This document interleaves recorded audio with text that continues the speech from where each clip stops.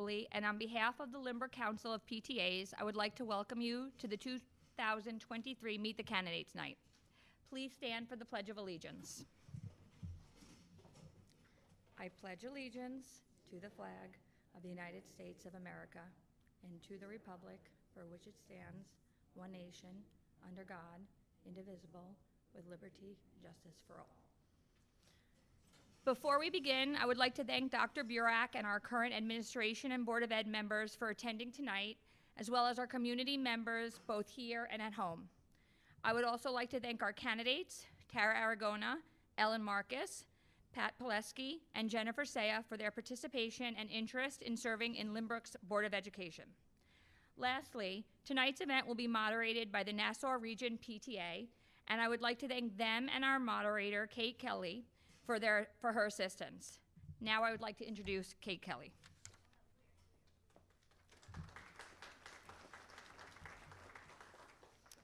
I would like to thank Lynbrook Council of PTA for choosing Nassau Region. I'm going to lower this because I'm really short. For choosing Nassau Region and to conduct their candidates forum tonight.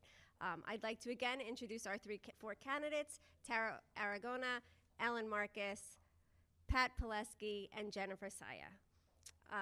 I did speak to the candidates, but I'll let everyone in the audience know that we will do opening statements of 3 minutes.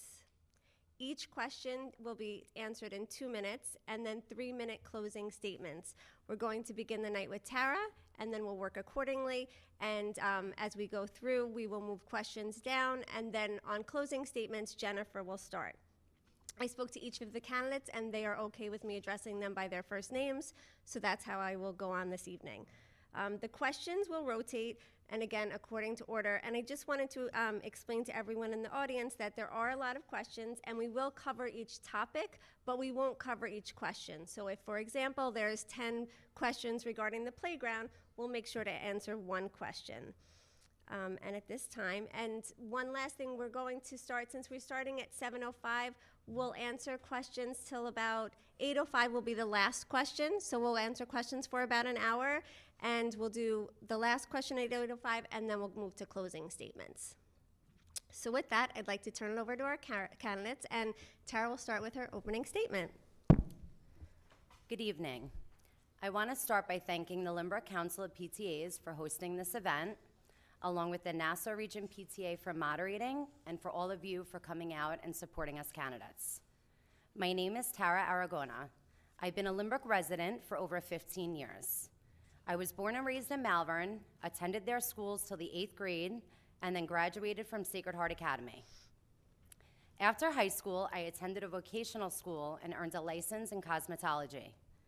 Being a hairstylist for the last 20 years has afforded me the flexibility to have a full-time career while being an active member in our Lynbrook schools. I have 2 children who are in the 8th grade at North Middle School. I started to get involved in the Lynbrook School District 9 years ago when my kids entered the kindergarten center. After serving on multiple committees within the PTA, I went on to serve as co-president for the West End PTA for 2 years, co-president of the North PTA for a year, and then co-president of the Lynbrook Council of PTAs for a year. In addition to the PTA, I have served on the Diversity Council, Food Committee, I've sat in on interviews, and I've served on the district's reopening task force. I also volunteer for the Our Lady of Peace Parish, where I have taught religion for the past 6 years. While involved in the PTA, I quickly learned that PTA was so much more than just fundraising and fun events. It's about advocacy and being a voice for our students, families, and community members. I've helped in advocating for a crossing guard near West End School. I've helped in reorganizing the district's website to better serve our parents. I've advocated for more parent involvement and for more useful curriculum guides to better serve our middle school students when selecting classes for their future. As some of you might remember, last year I ran a write-in campaign for a seat on the school board. Though unsuccessful, I was lucky enough to later get appointed to serve a 1-year term. This past year has allowed me to only have a glimpse of what it means to be on the Board of Education. I would like the opportunity to continue to be the voice of our students, families, and taxpayers. Like many of you, The Lynbrook School District is the reason I decided to buy a home here and to raise my family. If given the opportunity, I will make sure that future generations feel the same way. Thank you, Tara. Ellen? Good evening, everyone. I would like to welcome my fellow candidates. I would also like to thank the Lynbrook Council of PTAs for hosting tonight's event and Nassau County PTA for moderating. For those of you who don't know me, my name is Ellen Marcus.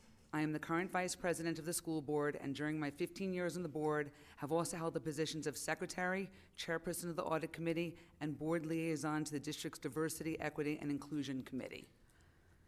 I have a BA from the University of Vermont and a JD from Hofstra University.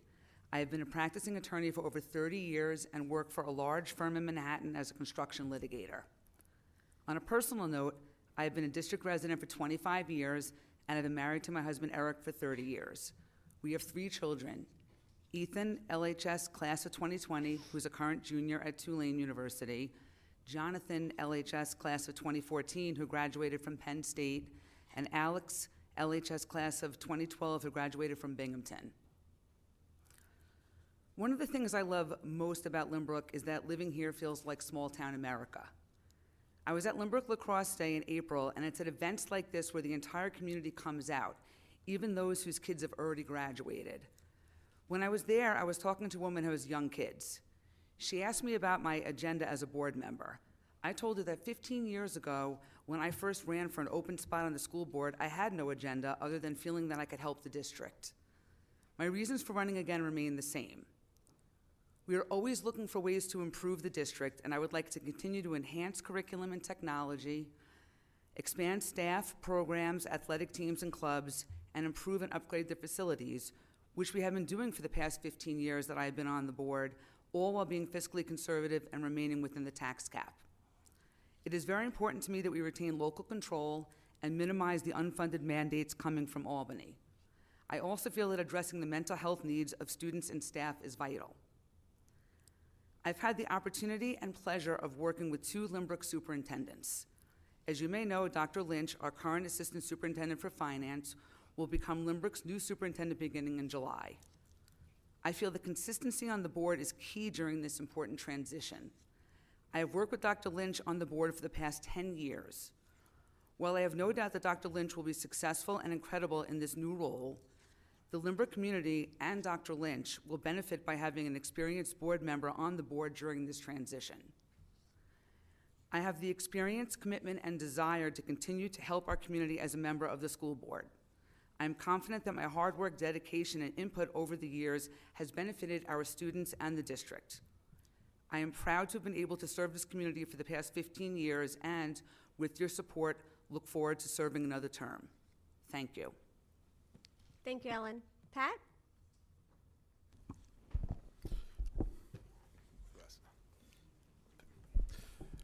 Good evening. Thank you to everyone involved in hosting tonight. For those of you who do not know me, my name is Pat Pleski, and I have had the privilege of serving as a Lynbrook Board of Education trustee for the last 3 years. My wife, Dina, and I have been residents of the district 21 years.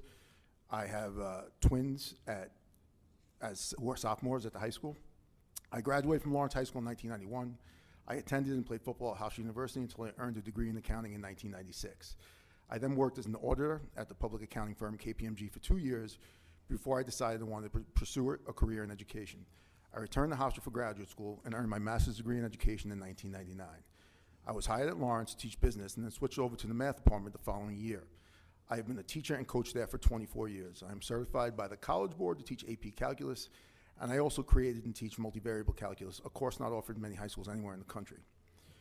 3 years ago, I explained my desire to run for the board was based on my experiences in my former community. I witnessed firsthand the drastic changes to my town that occurred when people with their own agenda were elected to the Board of Education. The damage done to a school district and in turn the community by seemingly innocent local elections can be wide-reaching and permanent. Trustees with their own agenda may not always have the best interests of students or the district at heart. Politics and personal agendas do not belong anywhere near a school board. I believe in reasonable, level-headed, informed decision-making that benefits our students and our community. Lynbrook schools have a storied past and a bright future. There are things we do very well here, and other concerns that need to be addressed. That will always be the case with every district. No district is perfect.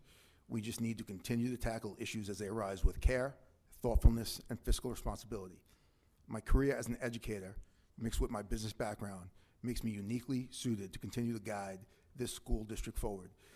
I have learned much in my 3 years on the board. I am still learning and will continue to grow in order to best serve and protect all our children in our community. Thank you. Thank you, Pat. Jennifer? Okay. I'd also like to thank the Nassau Region PTA and our own PTA Council for setting up tonight's event, and for everybody who's here tonight, as well as my peers. I was born and raised next door in Valley Stream, and as a result, this pocket of southwest Nassau County has always been very special to me. When my husband and I were looking for places to settle and raise a family, Lynbrook was at the top of our list. We were lucky enough to find a home in East Rockaway, and have been living in district for 7 years now with our 3 children. Our daughter is in 1st grade at Marion Street, our oldest son is in pre-K at Grace Play School, and we have an 18-month-old baby boy at home. From kindergarten through graduate school, and as a professional, I have been both a student and an employee in New York State public school education systems. For the past 15 years, I have worked in high school districts in both Bergen County, New Jersey, and Nassau County, and have been fortunate enough to spend the past 8 of those years employed at Syosset High School. On a day-to-day basis, I interact with teachers, administrators, students, parents, school psychologists, social workers, custodians, school nurses, and then some.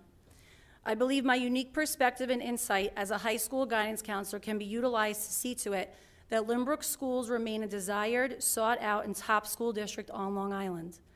I have a genuine desire for my children and their peers to have a well-rounded, healthy, balanced, and exciting educational experience. Now, there's something to be said about longevity and staying power on the board. There are individuals alongside me this evening and other members currently on the board who have served on Lynbrook's board for many years. Their experience and success is admirable, but the other side to that duration is remaining stagnant and status quo. I may not have board experience, and I have no doubt that a learning curve exists the first year, but everybody up here this evening had a rookie year as well. Will we ever deter our own children and the students we serve from throwing their hat in the ring and taking chances all because of a first-year learning curve? I don't think so. We all have to start somewhere. Marion Street currently has no representation on this school board. And come to think of it, neither does the KC or UPK. Our youngest learners are not represented on this board, and in the coming years, I will have all 3 of those schools covered. Having representation at all levels of this organization is vital to its success. Thank you. Thank you, Jennifer. That concludes our opening statements, so we'll start with the first question. And just a reminder, each candidate has 2 minutes to answer each question, and every question will be answered to all 4 candidates. And Jennifer, we will start with you. Oh, Ellen, sorry. Ellen, we'll start with you.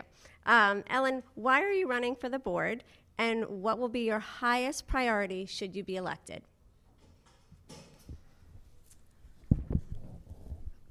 I don't want to be too repetitive, but I'm running for the board for, I don't have any issue in particular. I'm running for the same reasons that I did 15 years ago. And while I ran 15 years ago, I had kids in elementary, middle, and high school. My youngest son only graduated 3 years ago. I've had 21 consecutive years of children in the school district. That's a lot of experience. We have a new superintendent that is going to be starting in July, and it's important to have continuity.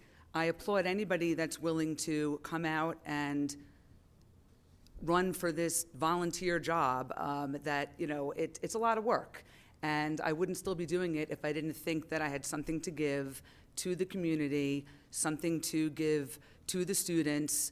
During the past 3 years, I didn't have any kids in the buildings, any of the buildings, and we still hired new staff. We introduced new curriculum. My son, none of my kids had the benefit of the expansion that we did to the high school.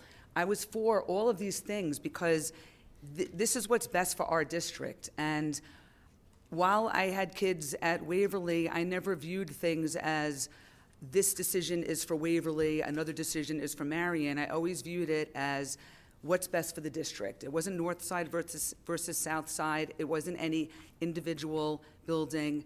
It's coming in to do good, and I still feel like I have a lot more in me to give, and I hope that the community understands the importance of experience. And again, I don't want to take away from anybody that's trying to run, and I give people credit for coming out and trying, but experience is important, and I think that, you know, all these things in 15 years, every budget has come in under the tax cap. We've managed to do all of this, and I would like to continue to be able to do so.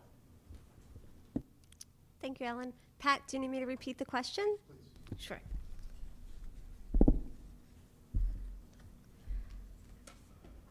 Why are you running for the Board of Ed, and what initiative will be your highest priority if elected? I'm running for the Board of Ed strictly because I feel like I can contribute.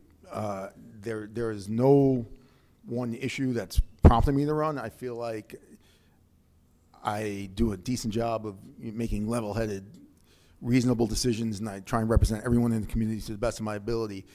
And I'm hopeful that some of the work I've started along with the colleagues and the admin over the last 3 years, I'd like to continue. I'd like to see some of these projects through. I think we've made a lot of good steps to prompt this district in a strong direction. And truth be told, I would like to see Lynbrook compete with some of these upper echelon schools, you know, that we are compared to very often. And I think my background as an educator and my business background and dealing with fiscal issues makes me uniquely qualified for that. Thank you. Thank you, Pat. Jennifer, do you need me to repeat the question? No, thank you. So I've always been a helper. It's sort of what led me to my career as a high school guidance counselor. I understand how the organization functions from start to finish and top to bottom, and I think I could offer that unique perspective in serving as a board member. And this would be a next phase of a career for me. Not that serving as a board member is a career, but volunteering as a board member is just another way to help a community in an educational way. Board members have a very unique opportunity to oversee the youth's education, and I feel as though, I have unique perspective to lend in that way. I did start attending board meetings in June of 2021 in the Lynbrook schools, and it piqued my interest, just the way the whole system functions and how everything flows. I kept coming, and I kept attending, and I spoke when I had to, and I emailed when I had to, and I wasn't always too keen on how things were handled. So I feel as though my highest priority, to answer the question, is to be somebody here who can listen, and listen attentively and actively and to all issues. There is no agenda, there are no politics. It's listening to whatever the person at the podium has to say, or the person who's emailing has to say, and acknowledging that. I also feel that there needs to be more transparency between the district and our community at large. So that would also be one of my highest priorities in becoming a board member. Thank you. Thank you, Jennifer. Tara, do you need me to repeat the question? I think I'm okay. Okay. I've always been an active volunteer in our schools for the last 9 years. I think that I've showed that I'm extremely dedicated to the district. I make it a priority to be a good listener. I believe in encouraging people to voice their concerns to anyone on the board. You know, I'm around, I'm available, I'm reflective. I think it's important as a board. I don't know if we're always going to get everything right, but I think it's extremely important that we reflect back and always strive to do better. My number one priority is to always continue to remain open to new ideas and feedback from stakeholders and try to do the best job for our district that we can, and to ensure that our district is always running smoothly and effectively. Thank you, Tara. Pat, you'll start the next question. It's a three-part question, so here we go. You ready? What are your budget priorities? Do you think there are ways that need more spending and things you can do less spending, making cuts? Well, speaking in terms of budgets, my priorities are making sure that the revenue stream doesn't dry up. My priorities are making sure that the state aid and the federal aid, stays flowing. But with that being said, I also don't particularly love how we're forced to spend money based on what the state decides we're supposed to use.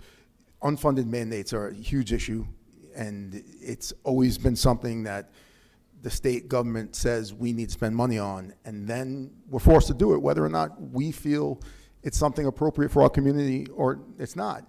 Local control is 100% something I would love to see implemented more at our level. If we had to make cuts, hopefully we never do, I would always fight to make cuts as far away from the classroom as possible, because we want to keep the kids with as many services and opportunities as possible. I'm proud to say that last year when we were able to ask the community for up to, I believe it was $5 million, and we were $1.5 million under that in terms of the tax levy. So, and we kept all staff and programs in place, even though we asked for $1.5 million less from the community than we were entitled to ask. In terms of the budget, we just need to be creative in how we spend that money and make sure there's no waste more than anything else, because everybody in this, taxes are way too high on Long Island for us to be just throwing money around willy-nilly. So, thank you. Thank you, Pat. Jennifer, do you need me to repeat the question? I think I'm okay, thank you. Okay. So, budget priority overall, I think it's a matter of how we do more with less. A need to have funds to do things while also not taxing the people in excess. I agree with Pat. It's a matter of being creative with the funds and the resources that we have. I'm currently dealing with this in my own district, and our superintendent has described it as being thrifty. So it's really a matter of figuring out what areas can be cut back on. And that would take great deliberation and conversation, one of which I've obviously never been a part of thus, yet, excuse me. And it's about working to find ways to reduce or change spending, find ways to get creative, like I said, Pat said before we immediately, jump up to the tax cap. We understand that everybody is under more financial stress than we have been in recent years due to the economic conditions, and schools are suffering all the same, especially inflation being what it is. I watched the meeting this past March with Dr. Lynch at the helm. I think he did a great job. He's definitely a numbers guy and excited about the budget. I think a lot of discernment and judicious in the decision-making to benefit both the students, our staff in the school district, as well as our taxpayers. So I think so long as Lynbrook continues on in that way, we should be in good shape. Thank you, Jennifer. Tara, do you need me to repeat the question? No, I think I'm good. Okay.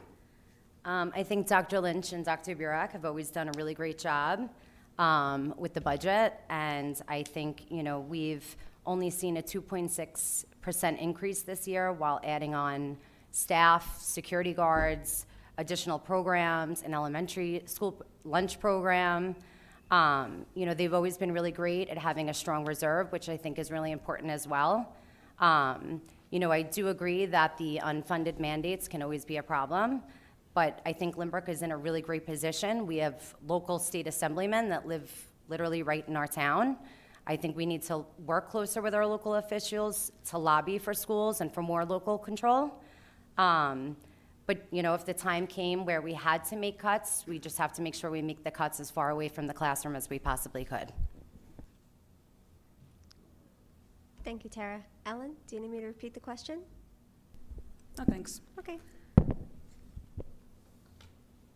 We've had such amazing business officials, from when Dr. Burak was the business official to Dr. Lynch. Our district has been recognized for excellence in financial reporting for 9 years in a row. Only one of 2 districts on Long Island to receive this designation. I don't know what more there could be to cut. When the budget comes to us, everything extraneous is shaved off. I mean, as Pat had indicated before, our tax levy limit was 4.7%. We came in at 2.6%. That's $1.6 million less than we could have put in the budget. And with that, we have still increased, staff, added curriculum. We have taken all of the staff members that we got through grant aid during COVID and incorporated them into the budget so we wouldn't lose staff over the course of time. I mean, as far as a budget priority, I would like to see us try to work with reducing the unfunded mandates. I would like us to try to lobby Albany to get our fair share back. Since I've been on the board, we've been sending about 17.5% of taxes to Albany and only getting back 12%. With the decrease in foundation aid, that's going to affect us. The way that they figure out the foundation aid is antiquated. Something needs to be done so that we get our fair share back from Albany. And as far as more spending, just to continue with keeping up with the technology, the curriculum, the facilities, adding the mental health staff, whatever we can do. Thank you. Thank you, Ellen. Jennifer, we'll start the next question with you. School safety is a national worry. What is your stance on armed guards in the school district, and do you have any data to support your position?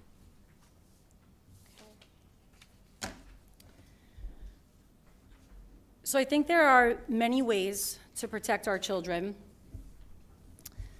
First and foremost, the social emotional piece comes into play when we as a school district do our best as educators to stop the shooter before they become a shooter. So that happens in-house, again, from kindergarten through high school. But clearly, we can't always control that, and we need to give our kids the best opportunity to get out of a dangerous situation. So my stance on armed guards is yes, I would support armed guards outside of the school building, situated in a discrete location. There are school districts across Long Island that do this. So it's not as if Lynbrook would be functioning in a vacuum.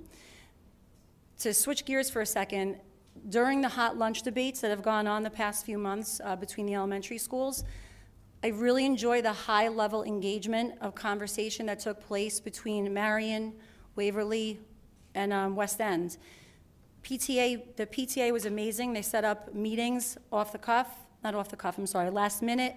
Parents gathered, and we had a conversation. I bring that up because that needs to take place as well with respect to this topic. We need weigh-in from the community. We need to know where the community stands on this very serious issue. So I would really love to see that again and kick that back to the community and see where they stand. I'm not an expert, of course, and I would always defer to the experts with respect to security. I know we have a security company that's hired within district. So just taking all that into consideration, whatever my opinion is, it is, which I shared, we still would need weigh-in from the community and obviously fellow board members, building administration, all stakeholders. Thank you. Thank you, Jennifer. Tara, do you need me to repeat the question? No, thank you. I'm really proud of the work the district has done with security in the last year. We worked with a security firm that did like a full audit of the safety measures within our district, and we made all the recommended changes. We've hired 12 security guards. We have security at after-school activities, sporting events. We've made the necessary changes at the building level as well. I think security is an ongoing conversation. I think it's important that we continue to work with our security director and that we continue to do risk assessments and risk analysis, and we just keep evaluating the security measures and work with them to see what, the future of security looks like. Thank you, Tara. Ellen, do you need me to repeat the question? Actually, yes, please. Sure. School safety is obviously a national concern. What is your stance on armed security guards in the school district, and do you have any data to support your position? School safety is at the top of everybody's list. We're all concerned about school safety, but I will agree with Jennifer that we are not experts, and that's why the school district hired an independent expert, consulting firm, who then did a district-wide security assessment, and they, went through all of our security protocol and gave different options and recommendations of what should be done. Armed guards was not one of those recommendations. There's many things that we have done in the district security-wise that the community can't even know about because we don't want the bad actors to find out what we are doing. We don't want somebody to watch a board meeting or watch this later on and know exactly what is happening in the district. That being said, we're constantly reevaluating. We're in constant communication with our security expert. We hired a full-time security director who he's in the buildings, he's at a lot of the sporting events. You see him everywhere. It's amazing how he's everywhere. And should there come a time when there's a different recommendation, we'll reevaluate it at that time. I just have to say that personally, never in a million years would I've ever thought that I would even consider armed guards. I have considered it. It's something that we've looked at.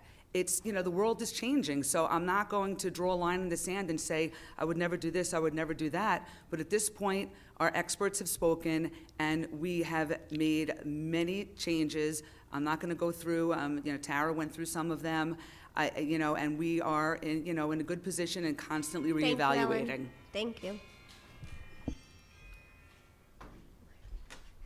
Pat, do you need me to repeat the question? No, I'm okay, thank you. I agree with Jen that this is 100% a mental health issue, and that's the first line of defense.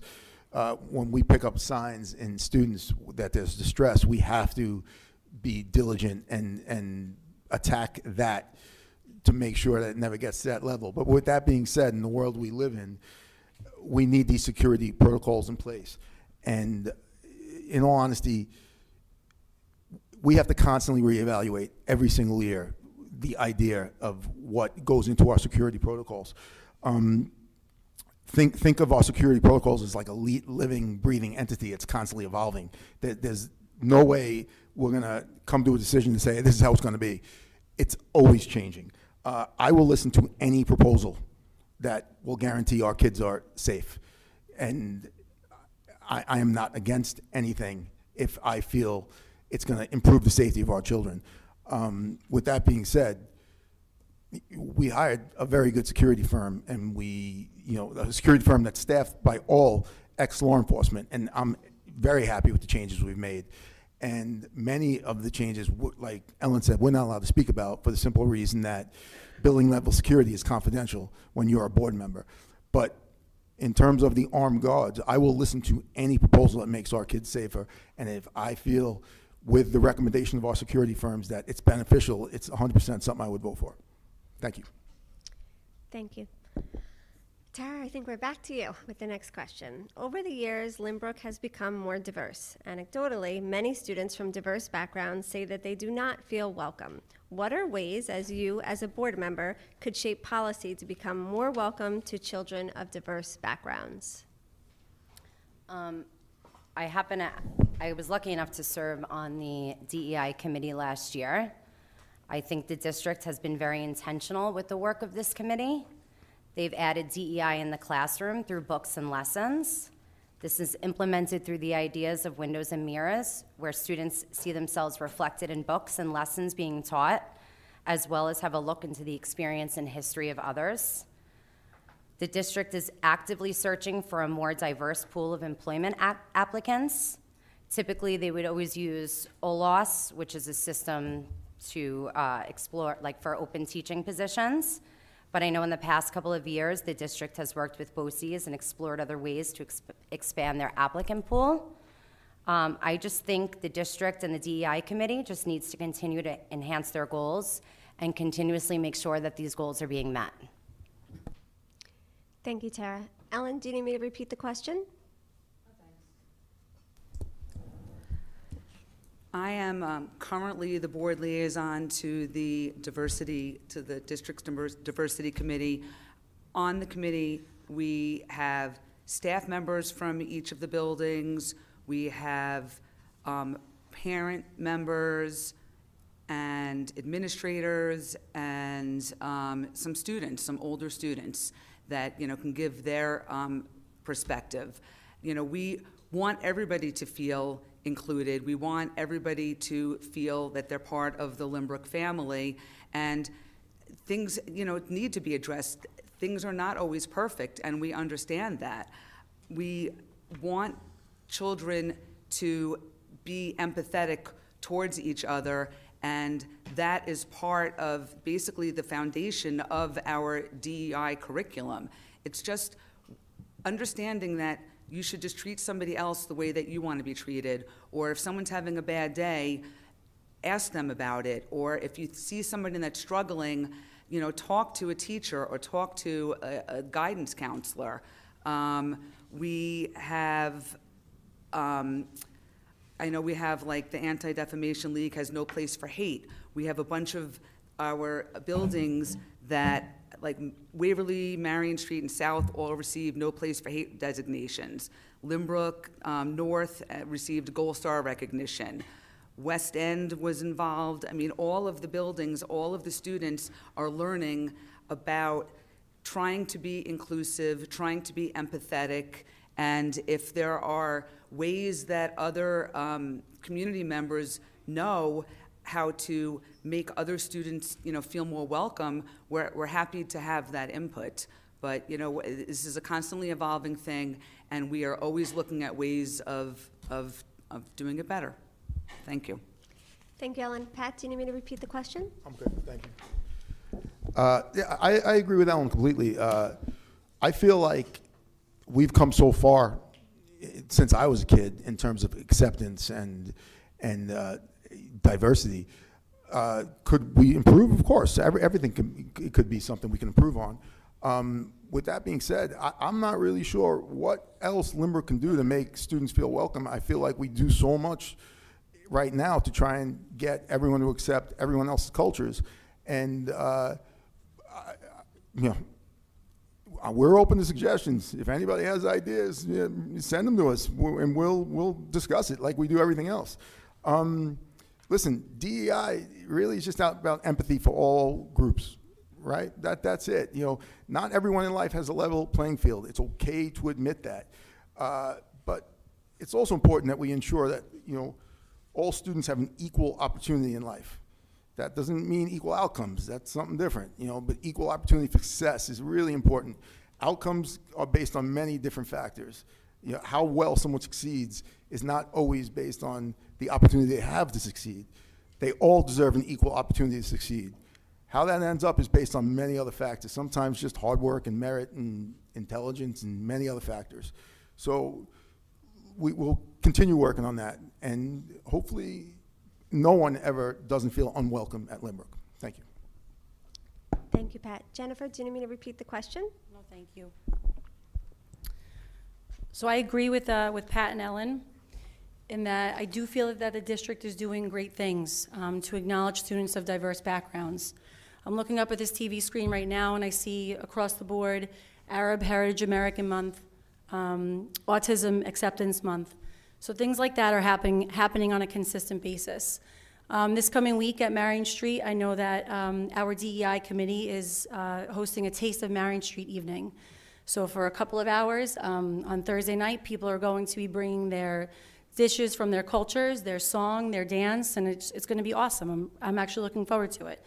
My daughter comes home frequently with information from all different backgrounds. She came home in February with a really beautiful Chinese lantern that she made. Recently, she came home with information on Ramadan. In the month of February, she was coming home consistently with information on Black History Month. In March, she was coming home with information on International Women's Month. So there's always something going on, and especially for our young learners, I think it's amazing that they are exposed to all this, and they should be. And again, to echo Pat and Ellen, if there's anything else that we can be doing as a district, I would certainly be open to it. We want everybody to feel comfortable. Diversity is an evolving concept. It's also a very interesting topic because anything could really be diverse when you think about it. Somebody who's first generation. Oh, okay. Let me backtrack for a second. I'm sorry, I'm getting ahead of myself.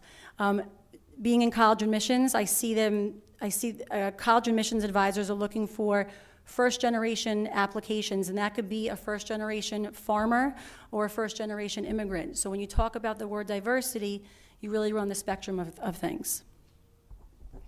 Thank you, Jennifer. I think, Ellen, we'll start this question with you. Are you satisfied with technology integration in our district, and what improvements, if any, would you like to see on that front?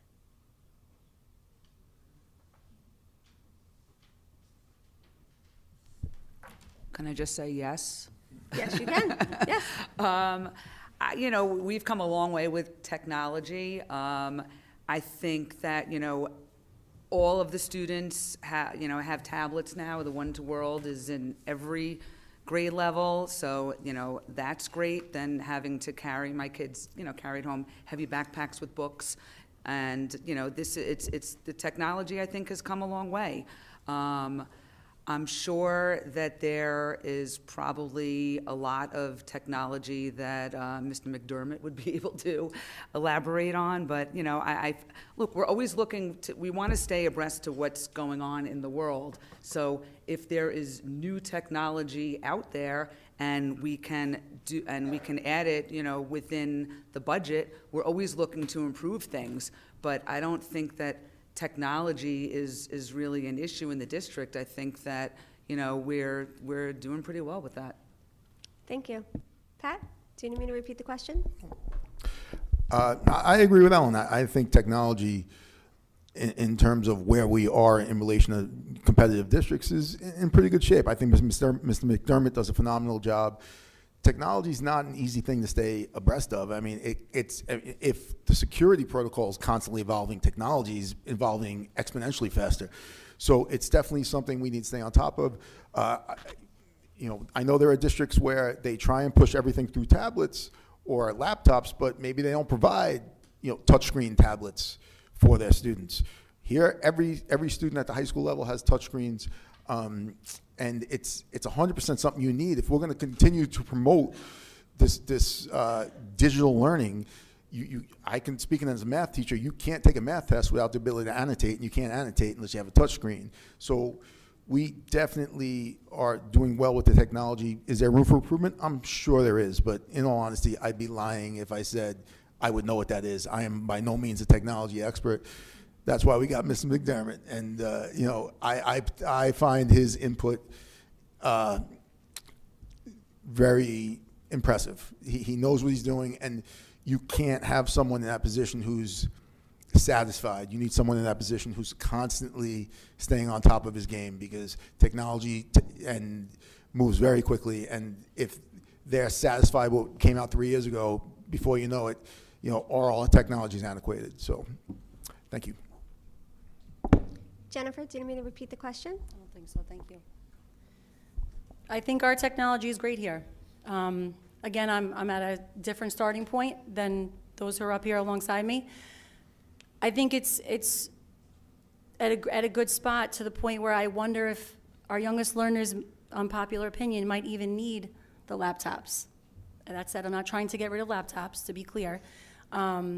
But I do think the technology is on point. I know the classrooms are equipped with the smart boards. I don't see a chalkboard anywhere anymore. I don't know if they're at the high school or in the middle schools, but I don't see them in the elementary schools. So it's so advanced that I miss pen to paper learning.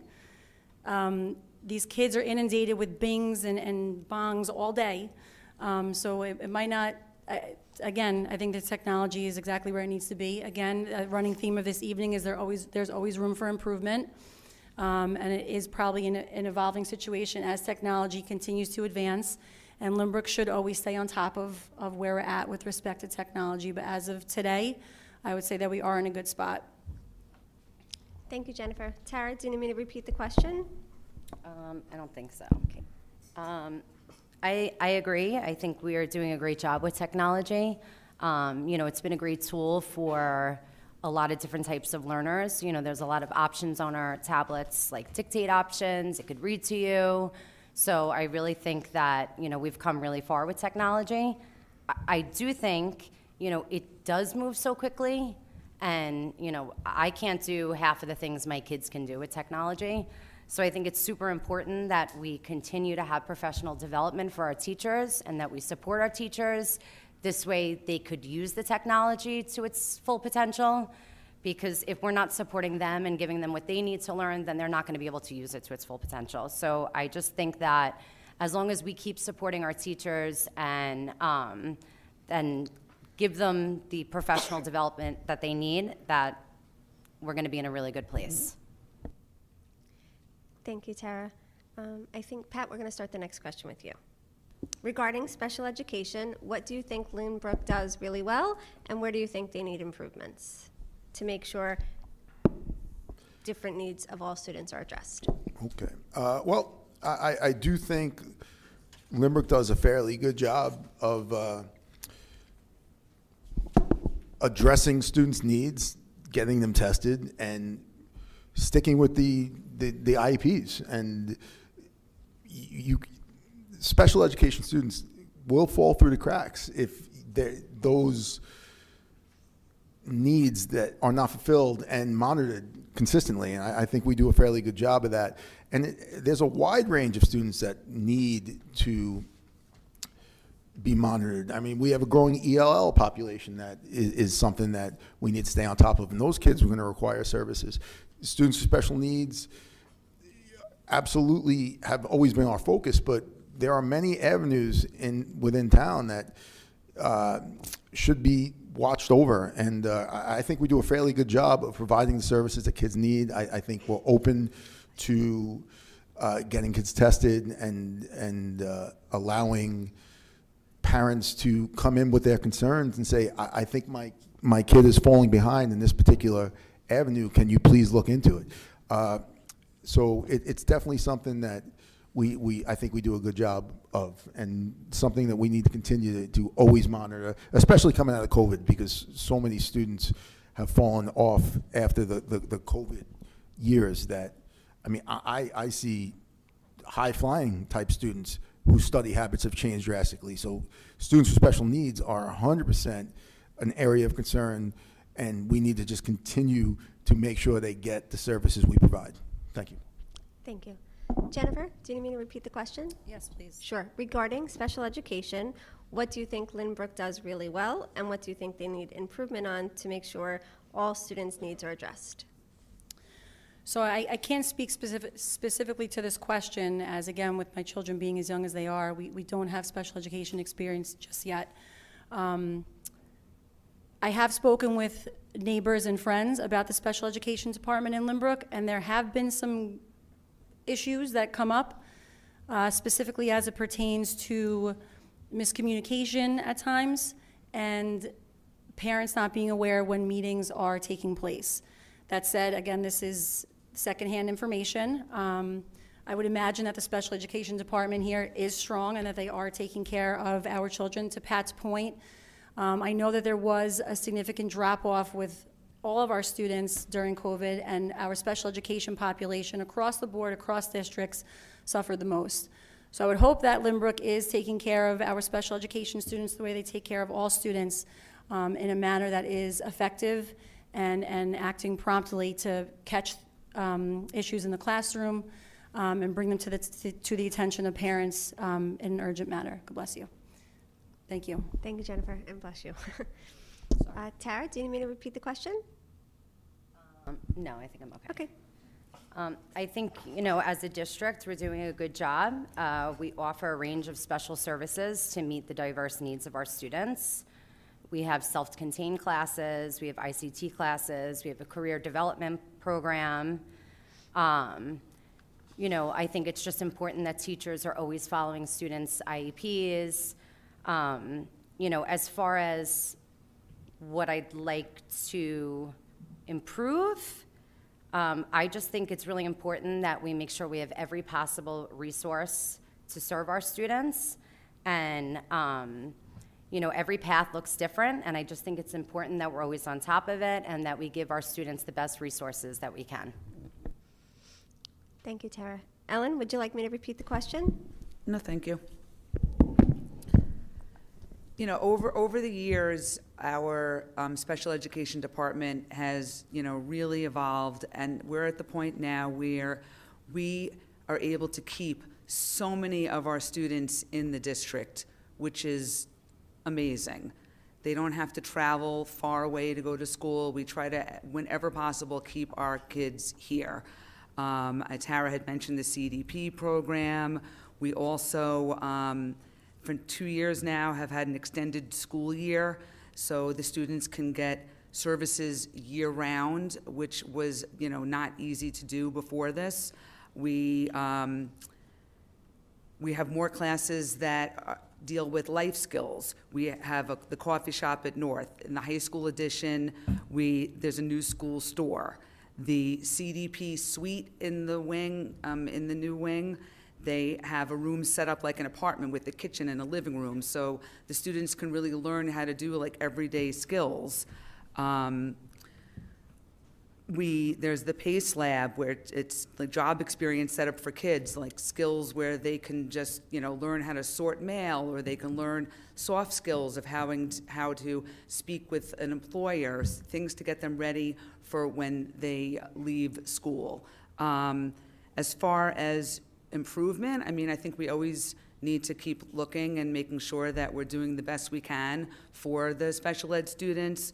I keep reevaluating whether or not we need any more ICT classes or small classes, making sure that the IEPs are being complied with. But I would say, overall, I think that we're doing a pretty good job. Thank you. Thank you, Ellen. Jennifer, we'll start the next question with you. SEL, social emotional learning, is a hot topic. Can you talk about how you can help the needs of students and your thoughts on the ruler program?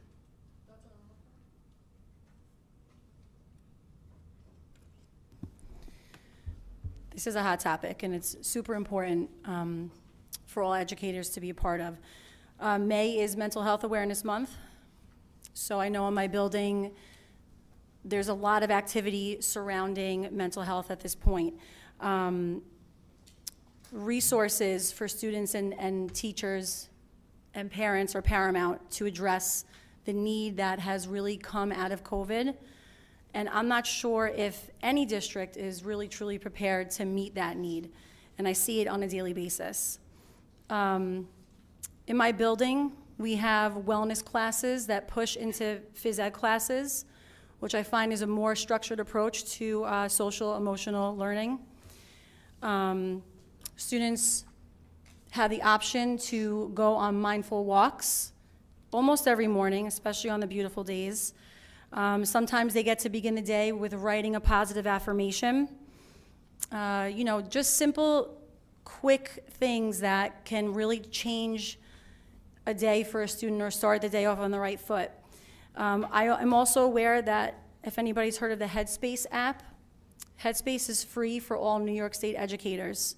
So I think that's a great resource for our teachers in district to tap into to help with SEL and our students. All that said, mental health and SEL is at the forefront of the conversation always. And as an educator, I'm confused because as much as we talk and discuss the very serious topic of SEL and mental health, something is amiss because our students are still suffering and struggling, and I'm not sure where we're going wrong. So I would hope that Lynbrook addresses this as a district. to speak to the ruler program, I can't speak to it specifically as I'm not too familiar with it. Thank you, Jennifer. Tara, do you need me to repeat the question? Sure. Yep. SEL, social emotional learning, is a hot topic. How would you, as a board member, help your learners, your students, and what are your thoughts on the ruler program specifically? I think mental health of our kids is extremely important. We've definitely seen a rise of depression and anxiety in our youth. I know the district takes the mental health of our students very seriously. In addition to adding the social emotional learning, we've also partnered with Central Nassau Guidance to aid in supporting our kids the best that we can.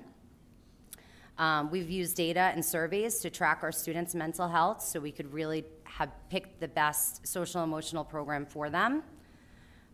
Ruler has been shown to have a positive impact on both the social and academic behaviors and performances of our children. And it's extremely important that we continue to make our kids' mental health a priority, and as the needs of our students change, that we adapt to that change as well. Thank you, Tara. Ellen, do you need me to repeat the question?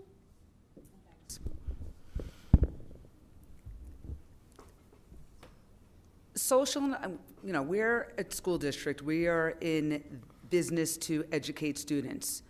Students can't learn if their emotions are taking over their lives. Social and emotional learning is the most important thing for students, especially in the age that we live in now. This is not a new hot topic. Social and emotional learning has been part of what our students have been learning in Lynbrook for years. We, I think, were one of the first school districts to incorporate mindfulness into, the daily routine of the students. As far as the ruler program goes, I think it's an amazing program that we will be starting in the fall. The staff will be trained, and the students will, the following school year, the students will start with a ruler program. It's an evidence-based approach to SEL that supports the entire school community in understanding the value of emotions, building emotional intelligence skills, and creating and maintaining positive climates. I mean, this will teach students how to recognize and regulate their emotions, their own emotions and actions. And then once they're able to regulate and understand the emotions that they're feeling, they can then empathize with others who might be feeling the same way. So it will reduce bullying. It will just help in general with mental health. It'll help with having students be in an environment where they can maximize how much they learn. And I think that, again, Lynbrook is at the forefront with what we're doing with, implementing Ruler, and I look forward, to seeing how it helps our children. Thank you, Ellen. Pat, do you need me to repeat the question? Okay, thank you. We've come, like I said before, we've come a long way since I was a kid. I feel like understanding emotions of these children is of paramount importance, especially since COVID, when mental health became such a giant issue. We talk about school shooters, and there's no such thing as a school shooter who did not have mental health issues. It's all tied in. Teen suicides are up, unfortunately, since COVID, and really since, there are many variables, but these kids on these cell phones are a little scary sometimes because they spend a lot of time with their face in the phone. They're withdrawn from any kind of social interaction. Their personal wealth is sometimes based on how many likes their last post got. So there are many reasons why social emotional learning is really important, because you have to dispel a lot of the things going on in the world that makes these kids so vulnerable. Mental health professionals in the building need to always get their training. They need to stay abreast of all the new stuff going on within that community. And as far as the Ruler program goes, from the way it was explained to me and from what I understand, it's simply just a metric for these kids to understand how to deal with their own emotions and really understand how to deal with the emotions of their classmates. And if they can understand their own emotions, they're much better suited to deal with the emotions of their classmates. And there's nothing better than being able to understand how you feel and not making it into a negative personality trait or making it into something that makes you feel bad about yourself. We just need to constantly stay on top of any kid that we feel is at risk to himself or herself or, classmates. Thank you. Thank you. Tara, I think we're looping back to you to start the next question, right? You started okay. What is your philosophy regarding the increased emphasis on testing to a standards-based curriculum?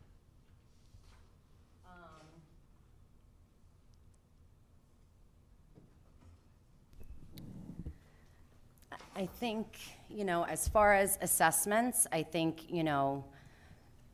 I'm a parent of children who are not really the best test takers. And, I think assessing our children is extremely important, but I don't necessarily think it always has to be in a standard test way. I think, we have all different types of learners, and I think we could assess our kids in other ways and be a little creative in assessment. We could do project-based assessments. So while I think it's important to assess our kids, I don't think it necessarily always has to be, your typical test-taking assessment. Thank you, Tara. Ellen, do you need me to repeat the question? Yes, please. What is your philosophy regarding the increased emphasis on testing to a standards-based curriculum?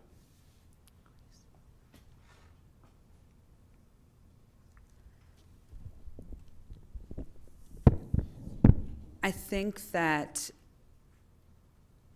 testing is tough. I understand that we don't want children to be sitting in tests all day long. At some point, there needs to be testing to determine whether or not students have learned the curriculum that they have been taught. I imagine that things might be changing. I know that, higher education is changing. A lot of colleges now are test optional. So I would think that things might be moving in a different direction, but I think there has to be a balance of not having kids sit in tests all day long, but also being able to determine whether or not they've learned what they need to learn to go to the next, chapter or the next level. And I think that's something that, we're continually looking at. Thank you, Ellen. Pat, do you need me to repeat the question? What is your philosophy regarding the increased emphasis on testing to a standards-based curriculum? Well, I'm not 100% sure how much of an increased emphasis there is. I mean, the 8th grade assessment and all those grade level assessments have been around for a fairly long time right now. Regents has been around for going on 50 years. I am not a fan of the assessments for the younger kids. I don't see a value in it. I don't like what they use it for. Very often it's used just to test the effectiveness of the teacher, and how a child does on one single test is by no means a good indicator of how well a teacher performs their duties. I don't believe the amount of testing we do is beneficial to these kids, and I'm hopeful that New York State comes up with a better way of determining how well these kids are being educated. Thank you, Pat. Jennifer, do you need me to repeat the question? No, thank you. To echo the same points, what Pat said, I'm not sure if there actually is an increase in testing or a desire to test more. And to Ellen's point as well, in higher education, the SATs and ACTs are becoming more and more, or less and less rather, desired or sought out.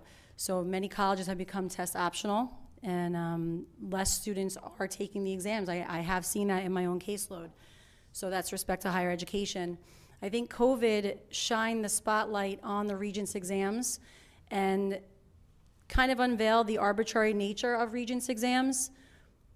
Students who are of the COVID era, on their transcripts have many E's next to their Regents exams because they were just excused. They did not take the test. This past June, last June rather, the U.S. History Regents was just canceled. And now students can also undergo a special appeals process when taking Regents exams. So you really start and wonder, what's the validity here? what's the point if these tests can be so arbitrary? And to Ellen's point, we do need balance, because we do need some sort of assessment to understand if students are learning the curriculum that's being taught. But I'm not sure if New York State with the Regents exams and the higher education tests, SATs and ACTs, are the answer. And of course, I know there are other assessments as well, state assessments for our third graders and so on. So my philosophy is that I'm not quite sure if there is an increase, and these kids are tapped out and maxed, so less testing the better. But I think it's a balance, and we have to find out what it is to assess the students. And to Tara's point, be creative, project-based. I think that's a great suggestion as well. Thank you so much. And with that, we're moving to our last question of the night, and then we'll move to closing statements. So Ellen, you get the last question of the night. Are you ready? There has been some community concern that some departments in the secondary schools are unsupervised. Let's make sure. What can the district do to help these departments?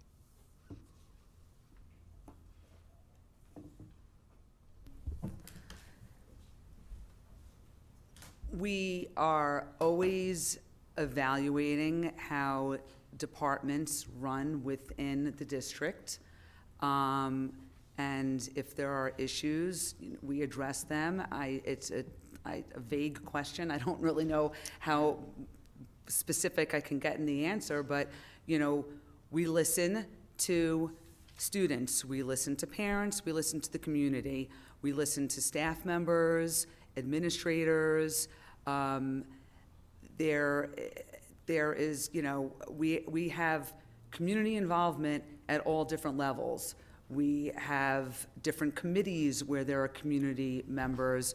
We have interview committees that have community members. So there are a lot of ways that people can be involved and give their input, but if there is a specific issue at a building level that comes to the building level's attention or the board's attention or to central administration's attention, it is addressed. I mean, we've said this before at many at meetings, or it's on the website that there's a chain of command.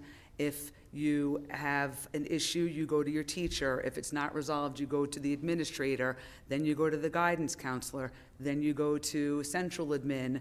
The board does not deal with the school district, running the school district on a day-to-day basis. We have 3 jobs: to hire the superintendent, which we just made a very good pick, to create the budget, and to create policy. So the day-to-day running of the district is not something that we handle, but we listen if there are issues. Thank you, Ellen. Pat, do you need me to repeat the question? There is some community concern that some departments in our secondary schools are unsupervised. How could the district better support those needs? Okay, well, let me first say there are no departments that are unsupervised. There might be a case that's made that maybe community members are not happy with the supervision of those departments, but there is someone in place to supervise every department. Whether or not they're doing a good job, that's up to the admin to stay on top of and evaluate them, and it's our job to evaluate the administration. We, like Ellen said, we don't have the purview to get involved with how a particular department is doing, because we don't micromanage that way. Our job is to hire the superintendent and evaluate the superintendent and set board policy. If we're not happy with how departments are running and we feel that an administrator is not doing a job to ensure that that department's running well, then we take that up with the administrator. But in terms of us getting involved on a department level, that's not something we can do, because it's inappropriate for school board members to do that. But with that being said, I don't know how you go about increasing the productivity of certain departments without ensuring that your administrators are on top of it. So for us, it's really about the admin making sure that the people underneath them are doing what they need to do to get everything done. Thank you. Thank you, Pat. Jennifer? To Pat's point, I would imagine that no department in the high school goes unsupervised. And there is a chain of command.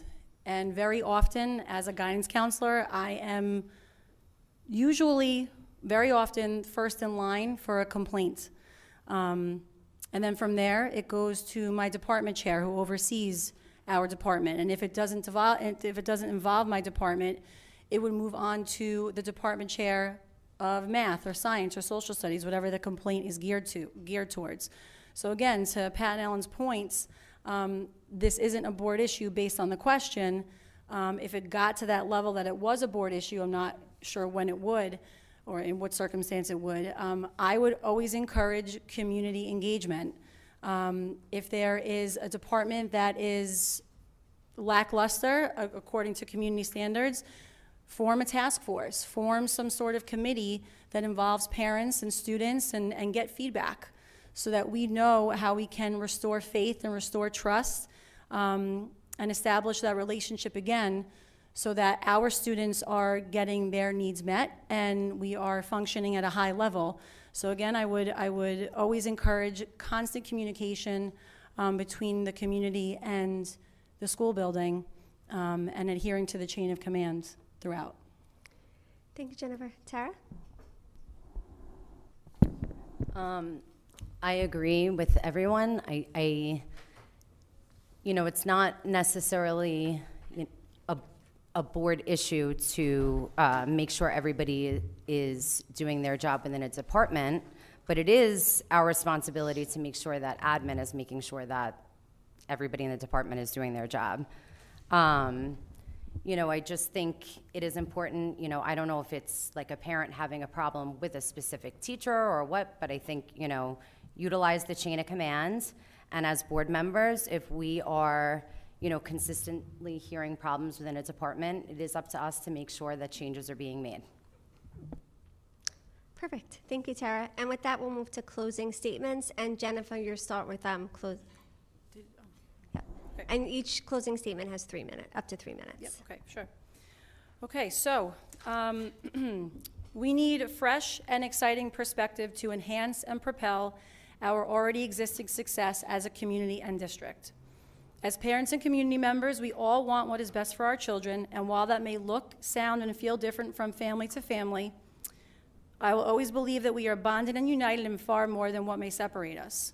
With this concept in mind, when we as adults are working towards a common goal together, and that is for the betterment and greater good of our children, all systems function and flourish at a peak level to provide our children with the best and brightest opportunities for a vibrant future.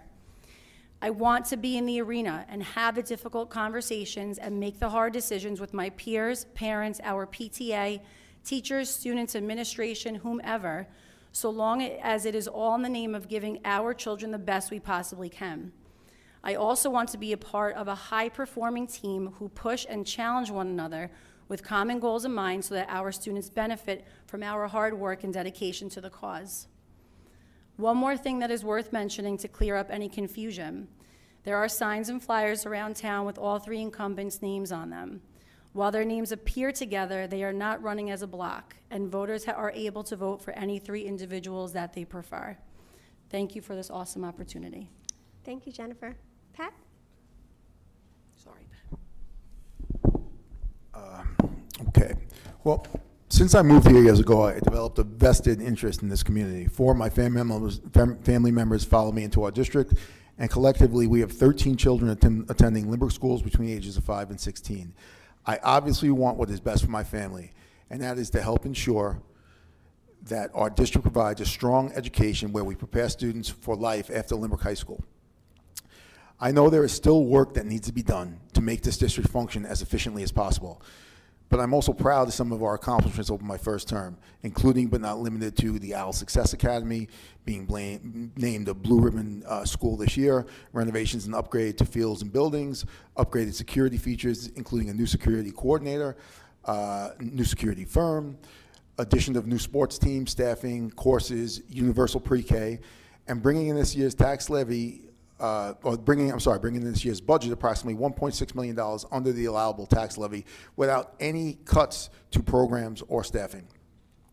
This community thrives if this school system thrives. I want to look back one day and see that most of the 13 children in my family attending our schools decided to stay in Lynbrook and raise families of their own here. What says more about a town's success than producing residents who could live anywhere, yet they choose to stake their claim in their hometown? Please put your faith in me once more and allow me the honor of continuing to serve as a Lynbrook Board of Education trustee. Thank you for your time and consideration. Thank you, Pat. Ellen? Neither my husband nor I grew up in Lynbrook, which I know is a rarity in this district. However, after having 3 sons attend Lynbrook schools from kindergarten through 12th grade, Lynbrook has become our hometown, and I understand why so many people want to move back here to raise their families. Lynbrook is a special place, and it shows by the continued support from our community and the recognition the district has received. There are too many recent accomplishments to name, but a few are LHS being recognized as a national Blue Ribbon School by the U.S. Department of Education for the overall academic performance of its students. LHS was one of only 297 schools nationwide and 20 throughout the state that received this designation. We also had a community-supported $33.9 million bond package with the following projects completed: air conditioning in all gymnasiums, locker rooms at North and South, wrestling room at the kindergarten center, a 48,000 square foot addition to the high school with state-of-the-art music rooms, career development program room, digital art room, family and consumer science rooms, and a renovation of the banana wing at the high school to include new science labs and a state-of-the-art science research room. And as I mentioned before, the district has been recognized for excellence in financial reporting for 9 years in a row. Again, I'm looking forward to the opportunity to work with Dr. Lynch, Central Admin, and the board while we continue to strengthen and advance curriculum and technology, expand staff and programs, and renovate and update the facilities, which we have done over the past 15 years that I have been on the board, all while remaining within the tax cap. There is a huge learning curve when you're a new board member. It takes a few years of contract negotiations, budget planning, and dealing with issues that may arise to truly understand the inner workings of a school district. I have the experience necessary to continue to help the district move forward at this time. For 21 consecutive years, I had 3 children who were attending Lynbrook schools. My youngest only graduated 3 years ago. I am familiar with the college application process and guiding my sons while they navigated college and the search for job opportunities. I have many family members and friends who are teachers and administrators, and I'm familiar with the latest issues and new ideas in public education as we frequently discuss them.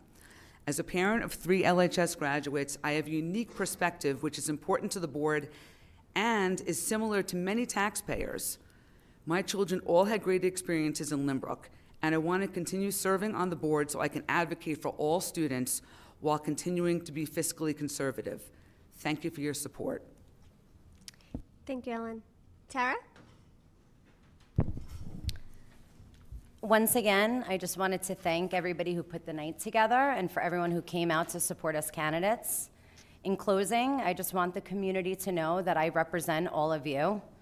I've dedicated the last 9 years to our schools. I've worked really hard on being the voice for the community and listening to all perspectives, and I hope to continue to do so.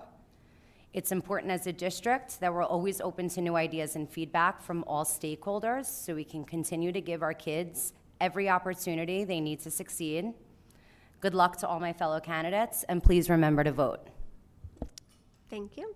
So first and foremost, thank you to the 4 candidates for answering questions for the past hour and a half. I want just to remind the audience that tonight we tried to cover as many topics as possible and give you a glimpse into the candidates, but I urge you to seek out the candidates if you would have additional questions. Just a reminder that the vote for Lynbrook Board of Education takes place on May 16th from 7 a.m. to 9 p.m. I would like to thank the candidates for attending, the audience for their questions, and the timekeeper, Sonia Dixon, for helping tonight. I would also like to thank Joanna and the Lynbrook Council of PTAs for allowing Nassau Region to conduct the candidates forum tonight. Thank you, and have a great evening, and don't forget to vote.